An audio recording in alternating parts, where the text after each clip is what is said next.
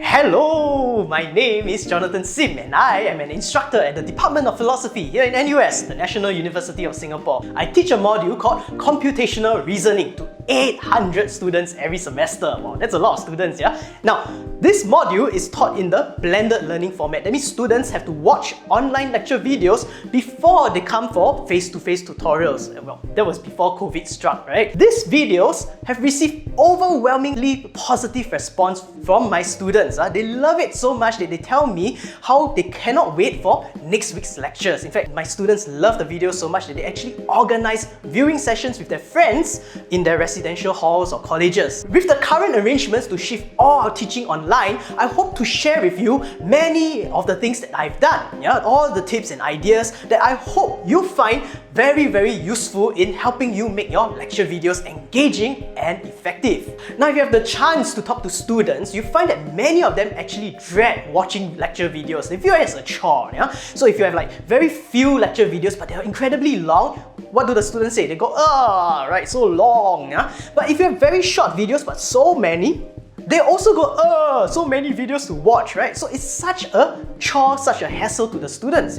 The chief complaint is that it's so much harder to learn, so much harder to pay attention when watching all these lecture videos. Now, I've spoken to some educators and many of them like to say that this is because we are dealing with the YouTube generation, that they're overly stimulated and therefore they have short attention spans. But that's actually not true, because this same problem plagues adult learners, those taking executive education. Many adults struggle to finish watching online lectures for the same exact reasons. So it's not about students having short attention spans, not at all, right? So what we are dealing with is the fact that the way we engage with online platforms is very different from a face-to-face setting. It's a different ball game requiring different rules of engagement. Unless we adopt a paradigm shift in the way we deliver our lectures to an online audience, our students will continue to struggle watching them. They will continue to see it as a chore and they'll continue to struggle to focus, to pay attention. And they'll find ways and means to get around watching all these videos, which then makes all our effort go to waste, right? So at the end of the day, many learners find very little joy in watching lecture videos. So the question is, how do we restore that joy? How do we engage our learners online?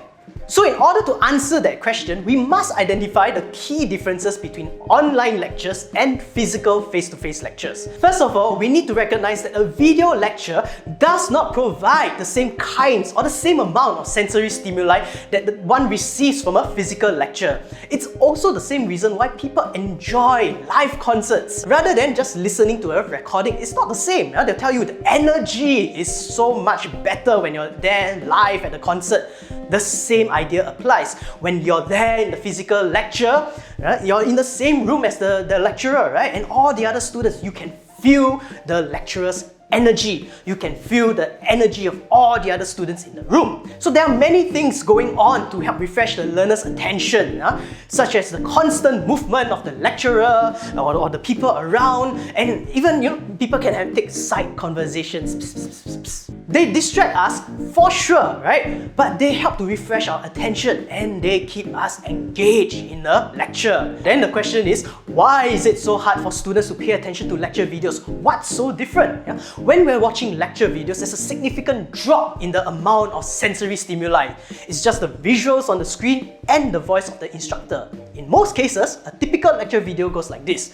You have static slides that stay there for a very long time, and the voice of the instructor is monotonous. So the kinds of sensory stimuli that help the learner to focus, to pay attention, all these are not present. They are not recreated in an online setting. Now, imagine this scenario, right? Imagine you're hearing a buzzing sound in the background.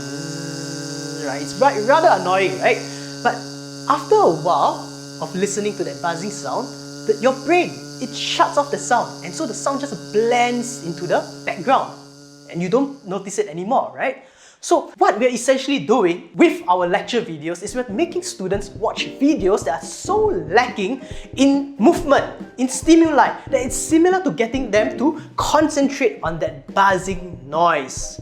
Now, if you're skeptical about this claim, try this experiment on yourself, right? Go to your electric fan, turn it on, right? You can hear the sound of the electric fan. Now, concentrate on that sound. Just stare at the fan and concentrate.